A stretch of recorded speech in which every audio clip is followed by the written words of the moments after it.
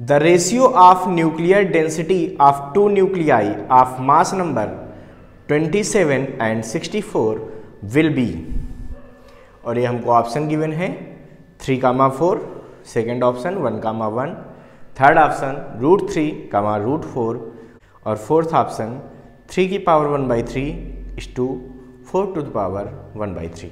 Okay, तो बच्चों हमसे क्या कह रहे हैं इसमें कि दो न्यूक्लियाई हैं जिनके मास नंबर A1 दिया है 27 और A2 कितना दिया है 64। हमसे कह रहे हैं दोनों न्यूक्लियर की जो न्यूक्लियर डेंसिटी है उसका रेशियो क्या होगा। तो बच्चों सबसे पहले तो आपको न्यूक्लियर डेंसिटी का फार्मूला मालूम होना चाहिए। क्या फार्मूला होता है?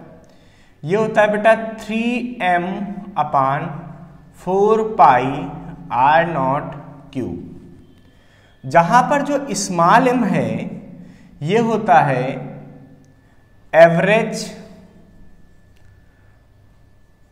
Mass of nucleon. ये क्या होता है? Average mass of nucleon. जो न्यूक्लियन होते हैं मतलब आपको होता है ना प्रोटॉन और न्यूट्रॉन, तो उनका जो एवरेज एक प्रोटॉन या न्यूट्रॉन का जो एवरेज मास है वो ये होता है। ठीक है, अच्छा। और जो R0 है ये एम्पिरिकल कांस्टेंट होता है। क्या होता है? एम्पिरिकल कांस्टेंट होता है। और R0 की जो वैल्यू होती है ये क्या होती है? 1.2 × 10⁻⁻15 मीटर। ठीक है, और जो स्मॉल m की वैल्यू होती है वो क्या होती है? वो होती है बच्चों 1.67 × 10⁻27 किलोग्राम।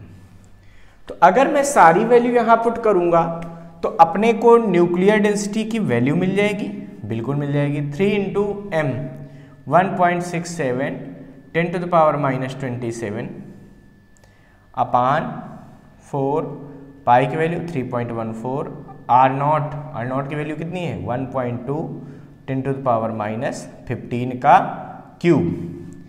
जब हम लोग इसको सॉल्व करेंगे तो ये अप्रॉक्स वैल्यू मिल जाती है अपने को, अप्रॉक्स 2 × 10⁻17 किलोग्राम पर मीटर क्यूब।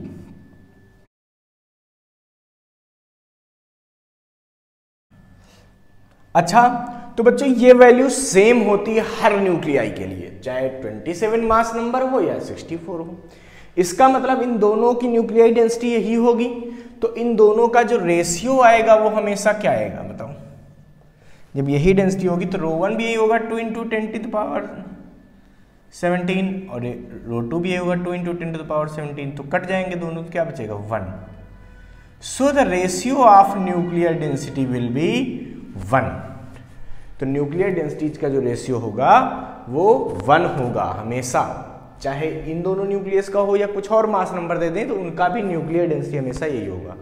तो दो कोई भी न्यूक्लियाई दे दिए जाए तो उनकी जो न्यूक्लियर डेंसिटी का रेशियो है वो हमेशा 1 आएगा, ध्यान रखिएगा। ठीक है, इसको फटाफट नोट कर लीजिए बच्चों।